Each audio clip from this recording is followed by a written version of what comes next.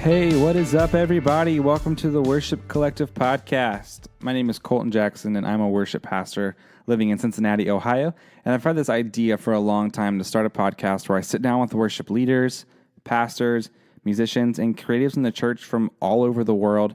The idea is to connect with people in ministry and hear their stories. 1 John 1:7 points out the importance of community, and I think by collecting together with honest and real conversations, we can break down the barriers that we all face in ministry.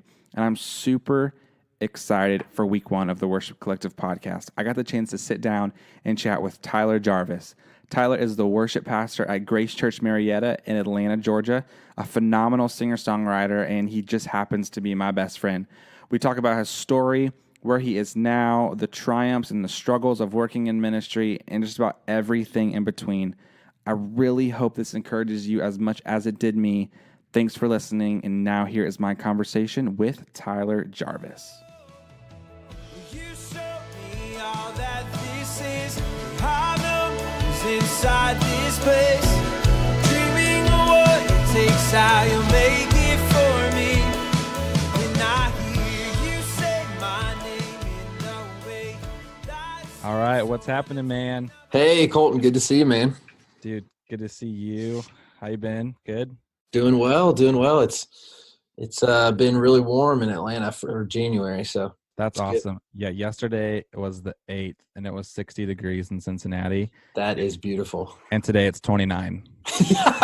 That's the most Ohio Cincinnati thing I've ever heard. Yeah, it's 29 degrees, and it's freezing. Dude, thanks so much for joining, being the first guest on this podcast. It's something that I've had going in my head for a really long time. And I thought about having you first for about that whole time. So That's awesome, man. Yeah, I'm really excited to be here. This is a cool resource for creatives and worship pastors. And so really excited. yeah, man, that's the goal. So we'll just jump right into it. Go ahead and just tell me your story. I obviously know it's because I've known you for years, but everyone listening probably doesn't. So go for it. Yeah, so for all listeners, my name is Tyler Jarvis. I am a worship pastor in Atlanta, Georgia, by way of Cincinnati, Ohio. And pretty much my story started off, I grew up in a small suburban city just outside of Cincinnati, and grew up in the church. And started doing worship and music when I was about 12. And so I started doing music when I was about 12, started doing worship a few years later. And it kind of was just something that fell in love with and loved doing, and was kind of my introduction to live music as a whole. And so did that through high school and through college. And eventually after college, I went to school in Tennessee. And after college, ended up moving back to Ohio to do more music kind of stuff. And so as a result, worship just became kind of part of my job and something that I did more professionally than I ever really had. And so within the last 2 years, I ended up packing up everything and moving to Atlanta to work for the church that I'm at now, which is it's part of the Grace family of churches, and my specific campus is Grace Marietta, where I'm the worship pastor and creative director. And so that's kind of my story. So you mentioned around 12, you kind of started to pick up playing music. Is that when you had that drive to start creating? What was kind of the biggest influence at that point for you when you just said, hey, that guy played guitar and I really liked that? Because for me, it was the last scene on School of Rock that 100% was the reason that launched me into my career. And it was so funny, that was on TV 3 nights ago, and I watched it and got super emotional. That's amazing. This was the moment that it all came full circle for me. So what was kind of that moment early on that was oh, this is what I think I want to do? Yeah, I think I feel like I've always been a creative person, whether that be with music or kind of just in general. I've always ever since I was a little kid, I always remember feeling like a very creative kind of person. And it's just been kind of something that I've loved to do. And I think actually it's a really funny story, but my dad is the reason that I started playing guitar, because one year for Christmas, he bought my brother and I one of those like first act Oh yeah. Guitar. Walmart guitars. You know what I'm saying? It comes with like a little amp and all that stuff. That is not a plug for Walmart. That is just a true statement. But so he bought us a first act, like Walmart guitar, and we were going to take guitar lessons, me, him, and my brother. And I think it was secretly so that he could buy like the guitar that he really wanted. Mm-hmm. So did he get the first act guitar also, or did he get something else? Oh, no. He got a much nicer guitar. Okay. Yeah. It's funny how that works. And, but anyway, so I think I had no intention of ever really playing guitar. It was just something that my dad had a dream and wanted us to do. And I had been singing for a long time before that. And so when I did pick up the guitar, I found myself falling in love with it really quickly. And so I think I've always been a creative, and I think finding the guitar was what just really gave me that unique voice for my own creativity and started me on that journey of wanting to play music. But I had no real desire to do it. I just feel like I've always been I have a longing to create and be creative. Nice.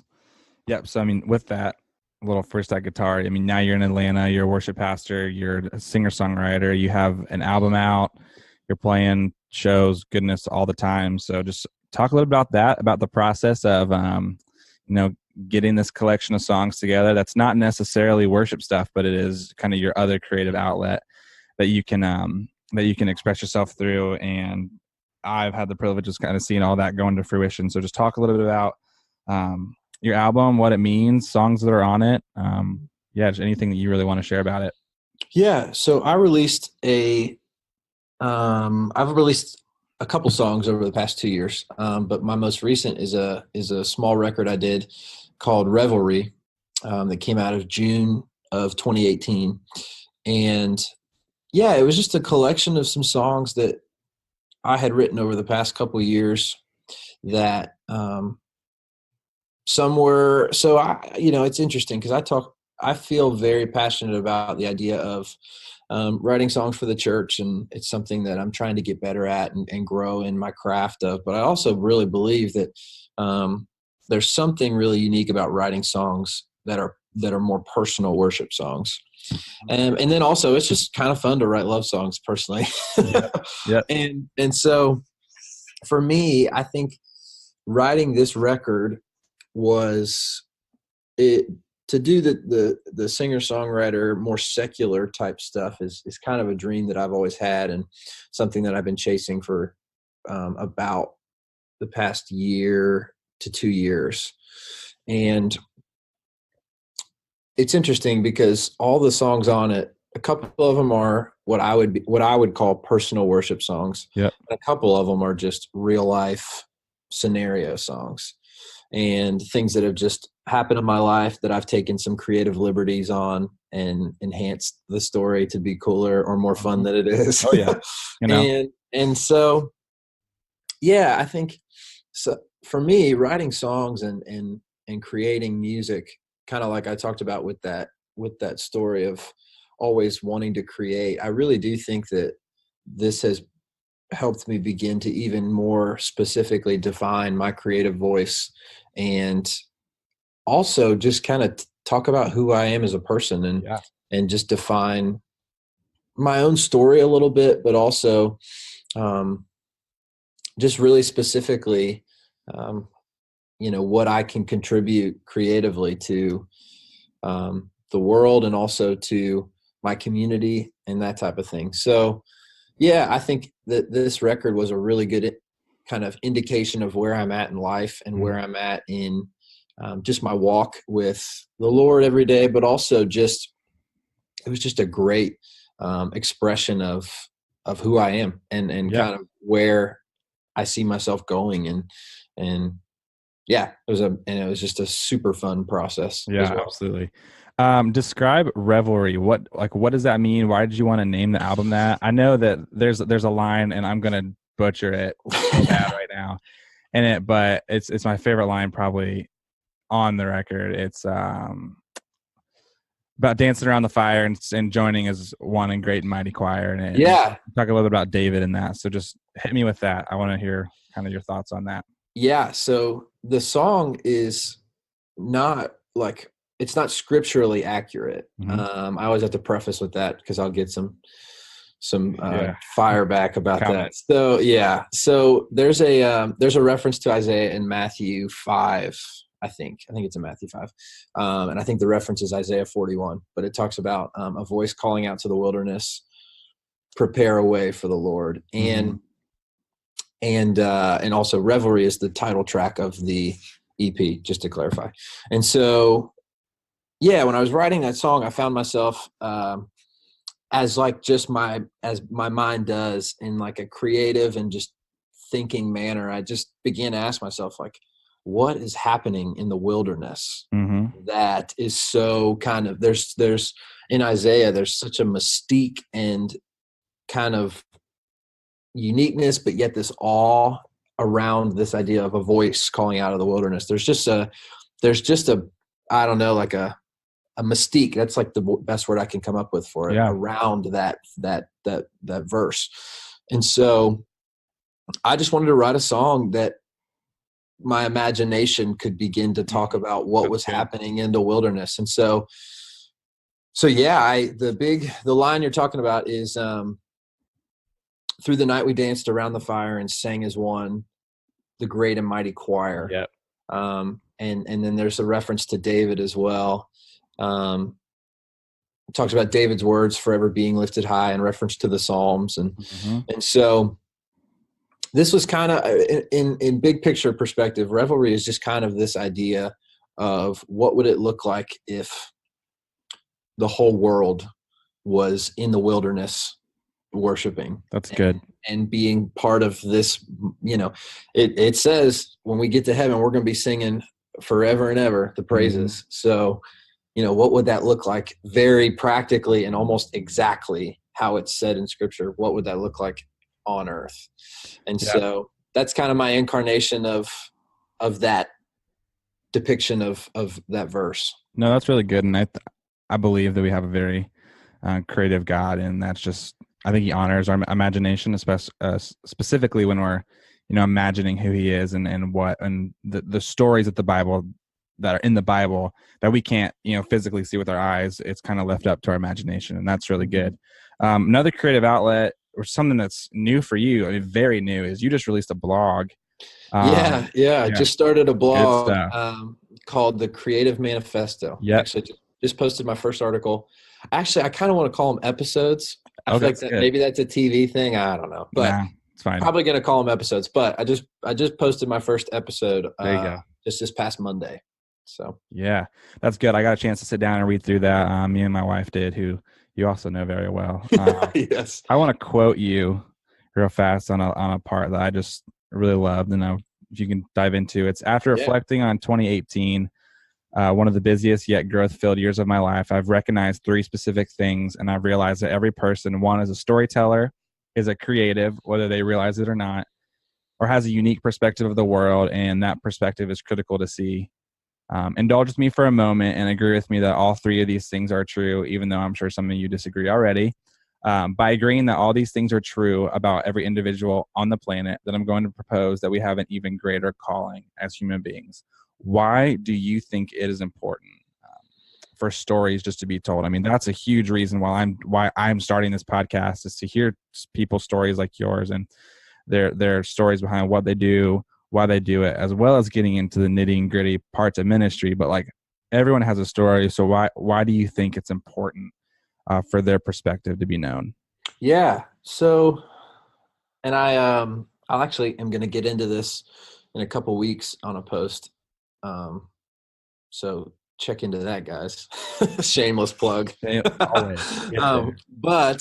I heard a quote, and I don't remember who it was by, but basically, to sum it up, it was this idea that it is foolish for me as an individual to think that the way that I see the world is considered normal, because by feeling that or saying that, what that determines immediately is that the way that every other person sees the world is not normal, Right. which is not true. It's actually incredibly false. And it's a very selfish way of thinking in regards to myself, to think, oh, how I see the world is normal. The way that I grew up is normal. The way that I live my life is normal. Mm-hmm. When in reality, the way that I live probably is a very small percentage to the way that the rest of the world lives. And so that was my biggest kind of reflection, was this world has so many different perspectives and so many different ways of looking at it.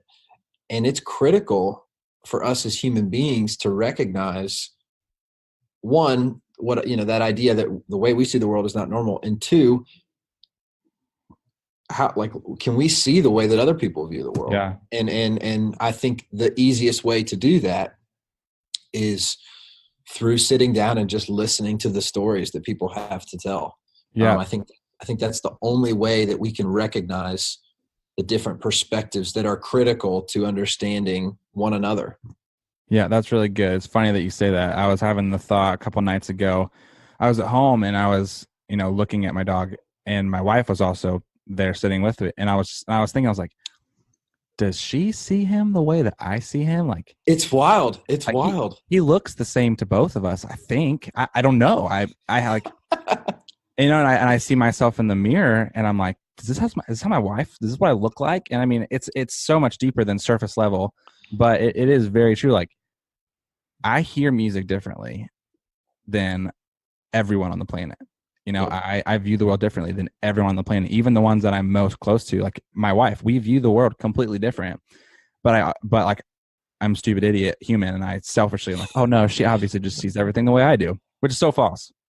No, but that's really good. I'm really excited to kind of see how your episodes just evolve into because right now you just kind of have an open-ended, I don't know what these are going to be, but I'm excited about them. Yeah. And I think that's kind of where I am with this podcast. Is like, I don't know where it's going to go. It could go in the direction that I think it's going to go, or it could not. But like, regardless, I'm super stoked about it. Anyway, yeah, it's awesome to see that stuff grow. And yeah, thanks, man, out for that. Yeah. So let's get into just all the fun worship stuff, worship ministry, what it's like to work at a church, what it's like to get paid to, talk to God all day long. Like, people think, like people perceive that that's all we do. I know. Yeah. Oh gosh. So real quick, pros and cons of working at a church. I could go on for days on this, but just give me some that, come off the top of your head.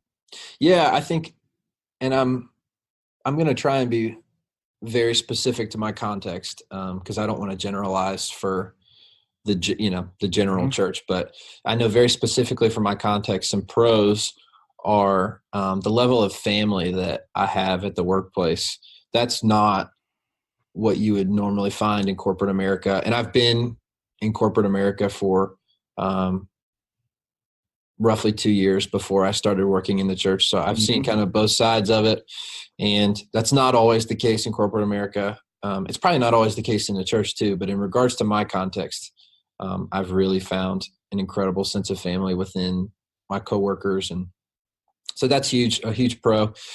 For my context specifically, again, there's a really high level of freedom in regards to scheduling and how we are stewarding kind of our time and also our resources. And there's a lot of freedom for me to really make the culture here, but also the resources that I have. And honestly, like getting down to really specifically, like the way things look and the way things feel and the way things sound. There's a lot of creativity that I have freedom over. And so that's a huge pro for me, being kind of that very creative type. And I think just one other pro is the level of support that I get from my congregation. There's such a high level of encouragement that I receive regularly just from the people that come in our doors. And so I think those three things are huge as far as pros. I think some cons are, the biggest one is kind of what we were joking about already, that there's this preconceived notion that all we do all day is read our Bible and fast. Pray fast. Yeah. Yeah. And changing the world out here, you know? Yeah, really changing the world. No, that is not the case. But I also think that there's a flip side to that, to where, you know, if at the same time, if someone disagrees with where you're at or where you're leading or how you're doing, then there's the flip side of, are you doing your job? Because you're not reading the Bible all day. So I think there's a really sometimes unfair perspective put on church workers, people that work in the church. So that's kind of a big con. I don't know if I have any other cons that are really, really specific. But I think that's a big one. That's a big one. That's good. This is fun because my answer to this involves your church. And you already know, but I'll let you go. I think I know what you're talking about. I'll let you go first. But what is the most embarrassing moment you've had on stage, in a worship set? You know, on stage in a worship set. What is the biggest? Oh man, so it's funny because you were there for this. So to set the scene for everybody else, I was. I think this was like 2016, so about 3 years ago, something like that.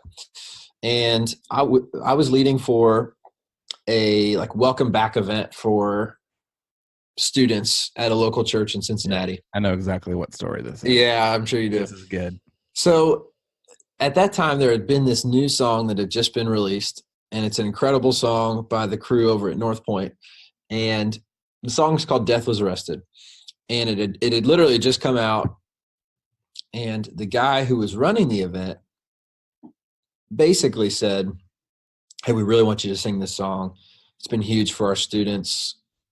Can you and the band learn it?" And we were like, "Yeah, of course. Like, whatever you want, Brian."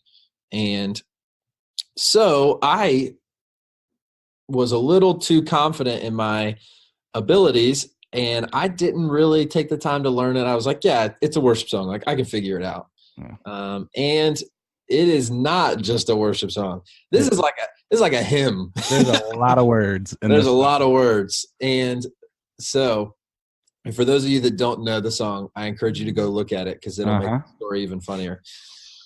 So essentially we were in rehearsal, and I knew I didn't know the words. So I was just like, I'll memorize it in between like rehearsal and the actual set. I'll be fine.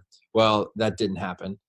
And so I took my phone and I set it on there was no more music stands left. So there was an iPad holder. And so I rigged my phone to where I could put it on the iPad holder and it would just sit there. And I kid you not, I really do think the Lord was trying to humble me in this moment, because I kid you not, it sat in the exact angle that I put the iPad holder in.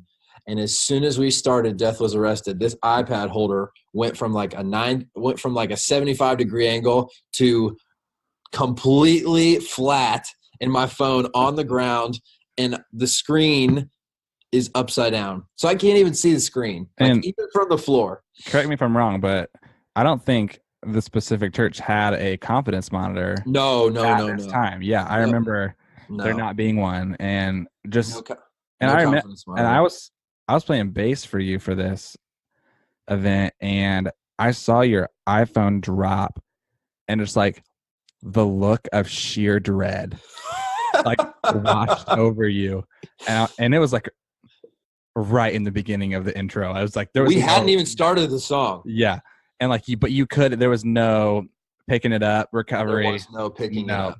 No, we were in the middle of the song, and it was one of those times where I was the only one playing. Uh-huh. So if I stopped playing, everyone knows something's happening. Let me just bend down real fast, grab my phone, Grab put my it back. phone and adjust the iPhone stand. So needless to say, I keep going. did my best to get through this song, and it was ugly. And I will never forget that moment to this day. Needless to say, I have never not memorized my words since then. So do we want to just share the lyric of what you? No, that's for a different podcast.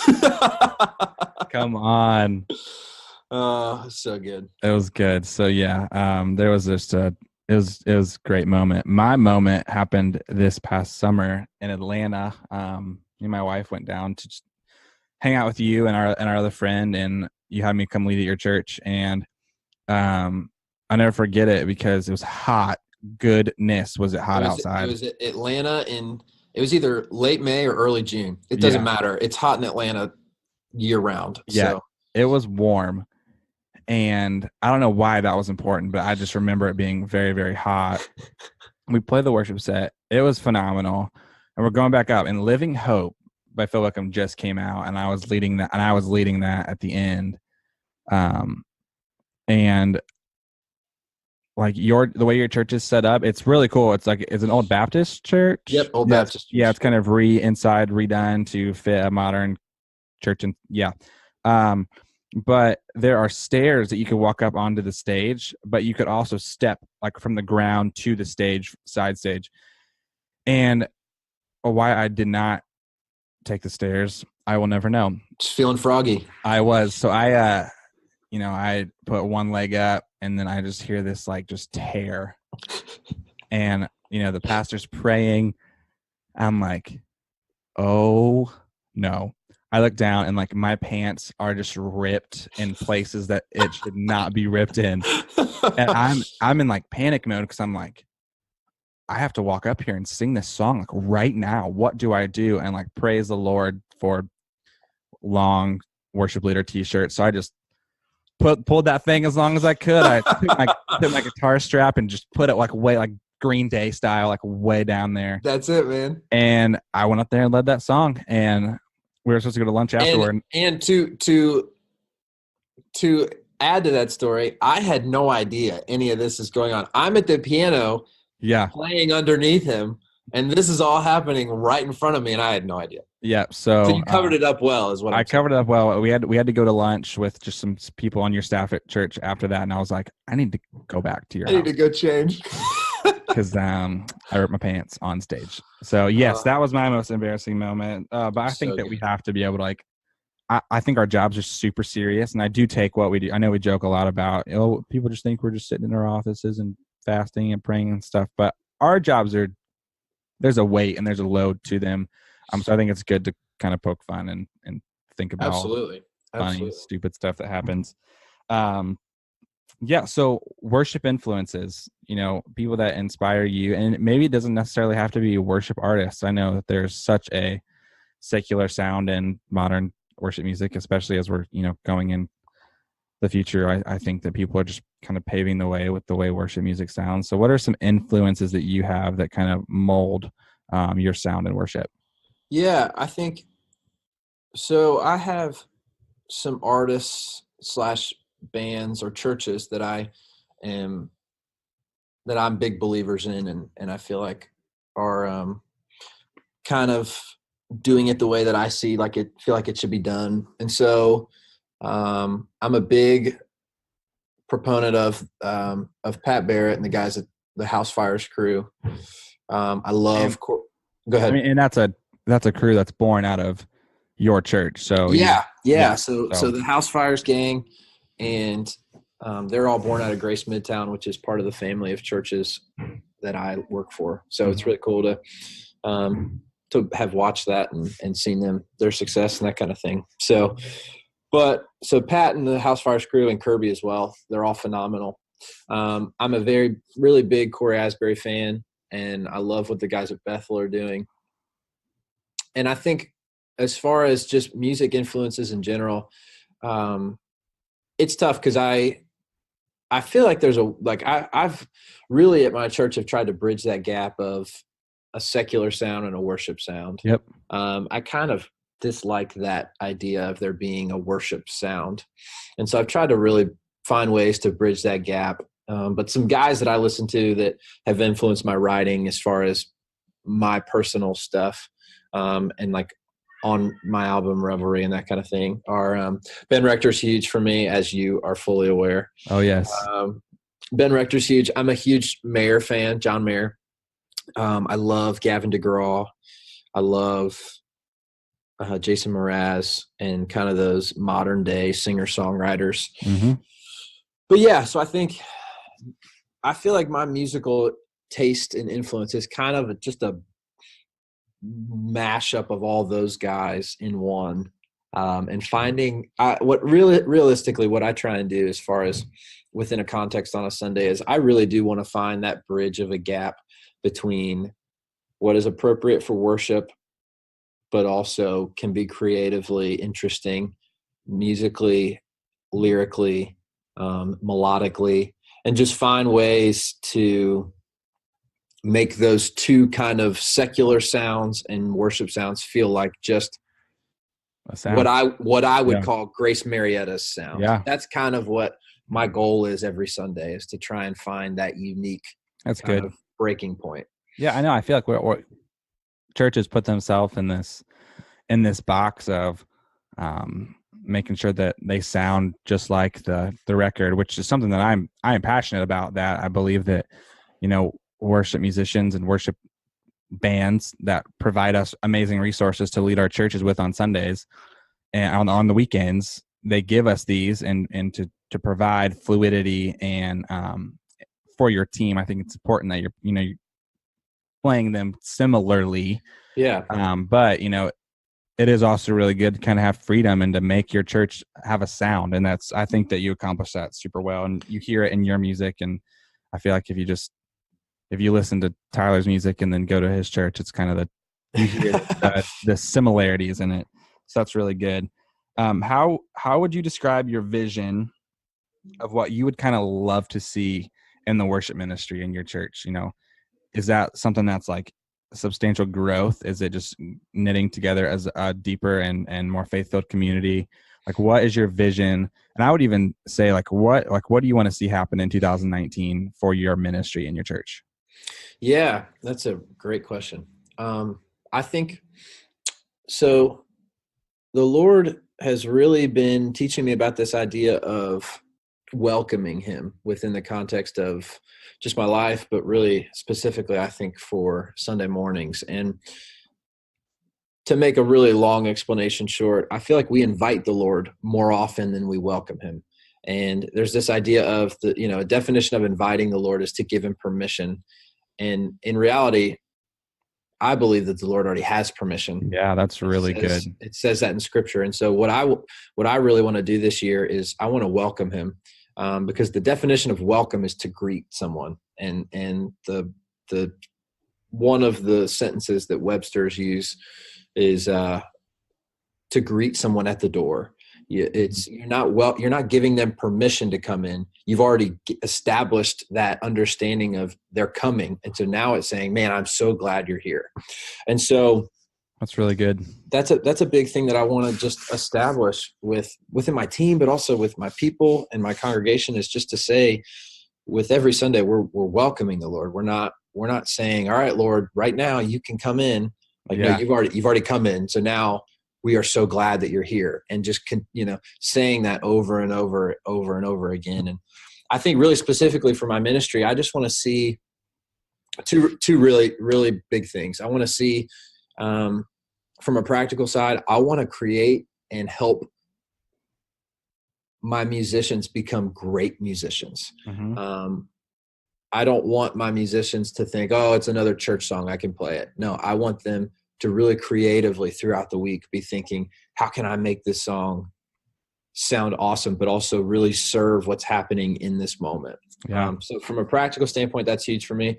And I think from a spiritual standpoint, I just want to continue to, one, keep making disciples of worship leaders, keep taking what I've learned and what I feel like the Lord is giving me and treating myself as a river, and that it's just continually flowing. Yep. And just to help facilitate a body of believers who are worshipers first and foremost. I think that's something that gets pushed to the side at times, is this idea of there's a worship leader who's the worshiper, and then the band is just hanging out, and then some of the congregation is worshiping. But when in reality, it's one body. And so how can I, as the worship leader, facilitate a worship experience and an encounter with the Father for everyone in the room? Yeah, I think that goes back to your line in your song. It's like, join as one, a great and mighty choir. It's not join as half of the people, or it's not join as Tyler Jarvis and then everybody else can sometimes sing. Yeah, exactly. No. It's collecting together as one. So that's really good, dude. This has been awesome. Lots of good stuff here. I think people are gonna be super encouraged by everything that we've talked about. I hope they laugh at our failures, our idiot there are moments, so many more that we could just go on for just ever talking about for a long time. Yeah, dog, before I let you go, just my goal is for a lot of people to hear this and a lot of people to start picking up the traction and listening to it. So just give just another nugget of encouragement, maybe young worship leaders, seasoned worship leaders, just something that anyone can take and run with. Yeah, I think so. I've learned a lot over the past year through a worship school that I've been a part of, which is here in Atlanta. It's the 10,000 Fathers Worship School, and it's led by a guy named Aaron Keyes. And one thing that Aaron preaches is this idea of just because you have a guitar and can sing, it doesn't make you a worship leader. But what it does do is it empowers you to step into learning those competencies and learning what it means to be someone who facilitates an encounter with the Father. Yeah. And so I would encourage every worship leader, whether you've been leading worship for 20 years or 20 days, recognize that understanding competencies, whether that be music theory, whether that be the Bible, whether that be an understanding of spiritual gifts, whether that be an understanding of the Psalms, discipleship, all these different ideas that go into this concept of worship leading, like taking time to learn those is good. And it's actually pleasing to the Father to learn those competencies. Even if you're just still playing capo 2 and playing your G shape, having the understanding of what that's doing within the context and knowing where you can go within a musical theory standpoint or with transitions, and then also how you're going to facilitate that, all of that, while you're trying to engage a teaching moment with the congregation. So I think what I'm ultimately getting at is recognize that learning is good and that it doesn't make you incompetent, but it actually is pleasing to the Father to constantly be gaining in your understanding of how to be a better steward of the gifts you've been given. That's good. Dude, like I said, man, that's a lot of really good stuff. I hope it encourages people. Mm-hmm. Praying for you this year. I'm believing for big things for your church, for you, for your music. Thanks for being on. Yeah, bro. Dude, we'll chat soon, okay? Sounds good. See you, Cole. All right, man. Later. All right, there you have it. My conversation with Tyler Jarvis. That was packed with so much truth. I really hope that this encourages you today. You know, the idea behind this collective is to join together people from all over the world to hear their stories, passions, and their drive to do what they do. Hey, please make sure you like, subscribe, share the Worship Collective podcast. Let's get the word out on this thing. I'll attach all the links to Tyler's social medias where you can find his music, merch, tour dates, and everything in between. Thank you so much for listening, everyone. See ya in episode 2.